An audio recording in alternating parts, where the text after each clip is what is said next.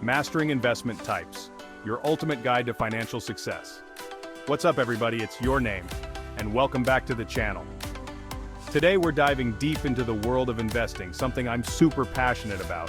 Whether you're just starting out or you've been in the game for a while, understanding the different types of investments is absolutely crucial for building wealth over time. We're going to break down everything from stocks and bonds to real estate and even crypto, so you can make informed decisions about where to put your hard-earned money. By the end of this video, you'll have a much clearer understanding of how to allocate your funds based on your financial goals and risk tolerance. Let's get started. Alright, let's kick things off with stocks. Stocks represent ownership in a company. Think of it like buying a tiny slice of your favorite pizza place. When you buy stock in a company, you're essentially buying a small piece of that business. Now, why would you want to do that? Well, if the company does well, its value goes up and so does the value of your stock. That means you could potentially sell your stock for a profit. Stocks are traded on stock exchanges, kind of like giant online marketplaces. The New York Stock Exchange, or NYSE, and the NASDAQ are two of the most famous ones. Now let's talk about why stocks can be so appealing. Historically, stocks have delivered some of the highest returns compared to other investments over the long term. Plus, they're pretty liquid, meaning you can buy and sell them relatively easily. Another perk?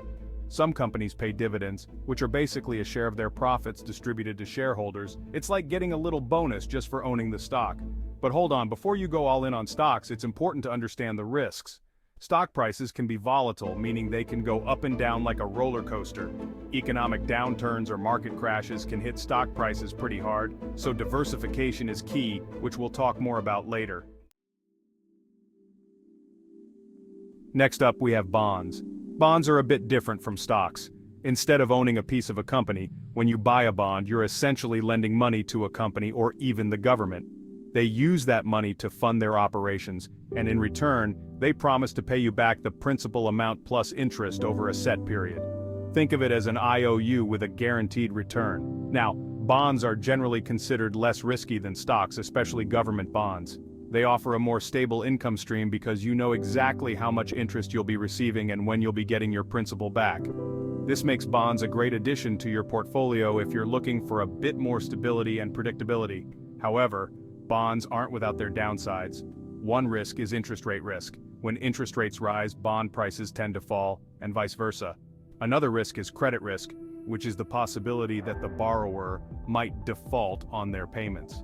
This is more common with corporate bonds than government bonds, which are considered very low risk. Lastly, there's inflation risk. Since bond payments are typically fixed, inflation can eat away at your returns over time. Let's move on to mutual funds. Mutual funds are like baskets of different investments. They pool money from multiple investors to buy a mix of stocks, bonds, or other assets. The great thing about mutual funds is that they offer instant diversification. They spread your money across a variety of investments, reducing overall risk. They're managed by professional fund managers.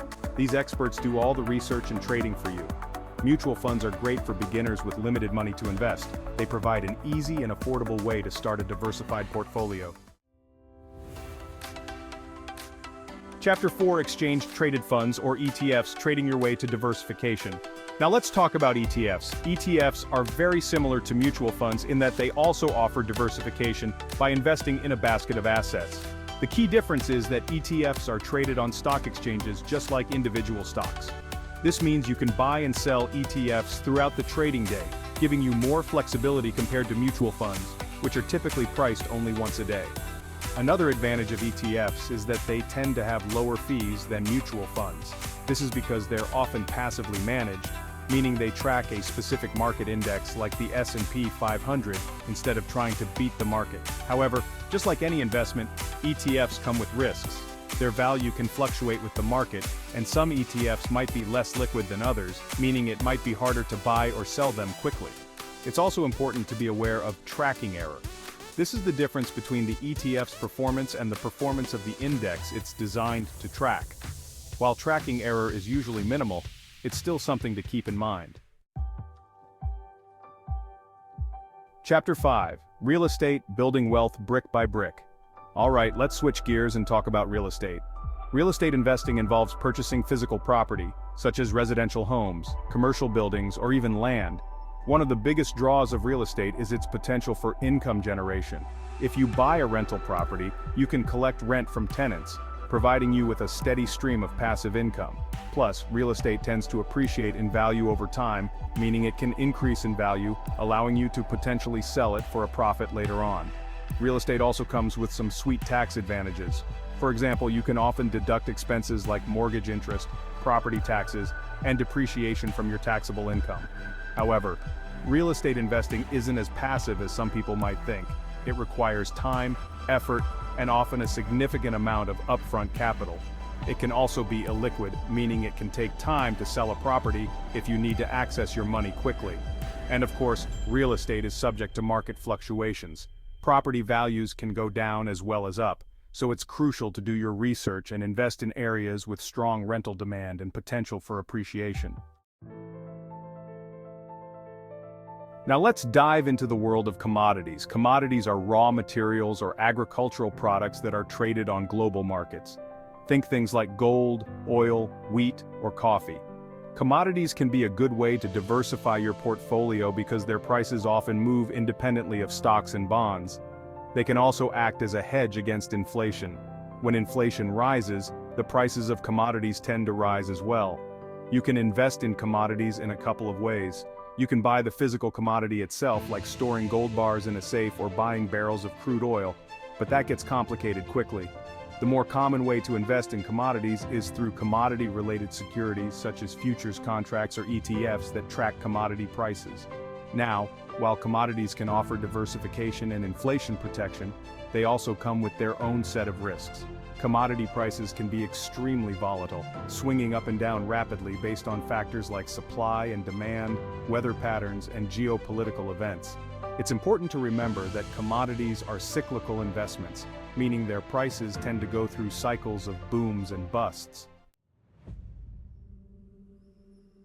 Let's talk about the exciting yet often confusing world of cryptocurrencies. Cryptocurrencies are digital or virtual currencies that use cryptography for security. Bitcoin, Ethereum, and Dogecoin are just a few examples of the thousands of cryptocurrencies that exist. One of the main appeals of cryptocurrencies is their potential for high returns. We've seen some cryptocurrencies skyrocket in value in a very short period. Cryptocurrencies are also decentralized, meaning they operate independently of central banks and governments. This decentralization is a big part of their appeal to some investors. However, it's important to remember that cryptocurrencies are still a very new and highly speculative asset class. Their prices are incredibly volatile, even more so than stocks or commodities. We're talking about massive swings in value within hours or even minutes. The regulatory landscape for cryptocurrencies is also still evolving, which adds another layer of uncertainty. Governments around the world are still figuring out how to regulate cryptocurrencies, and any new regulations could significantly impact their value. Security is another concern. While cryptocurrencies themselves are generally secure, cryptocurrency exchanges where you buy and sell them can be vulnerable to hacks and theft.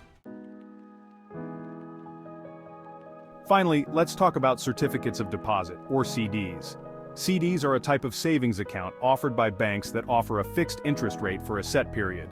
When you invest in a CD, you agree to keep your money in the account for the entire term, which can range from a few months to several years. CDs are known for their safety and stability. They offer a guaranteed rate of return, so you know exactly how much interest you'll earn over the term of the CD. Plus, CDs are insured by the FDIC up to certain limits, so your money is protected even if the bank were to fail. However, the trade-off for that safety and stability is that CDs typically offer lower returns compared to other investments, like stocks or bonds. CDs also lack liquidity. If you need to withdraw your money before the maturity date, you'll likely have to pay a penalty which can eat into your interest earnings. So there you have it, a breakdown of some of the most common investment types. Remember, there's no one-size-fits-all approach to investing. The best investment strategy for you will depend on your individual financial goals, risk tolerance, and time horizon. Diversifying your portfolio by investing in a mix of different asset classes is key to managing risk and maximizing your returns over the long term. If you're feeling overwhelmed or unsure about where to start, don't hesitate to reach out to a financial advisor. They can help you create a personalized investment plan that aligns with your specific needs and helps you achieve your financial goals.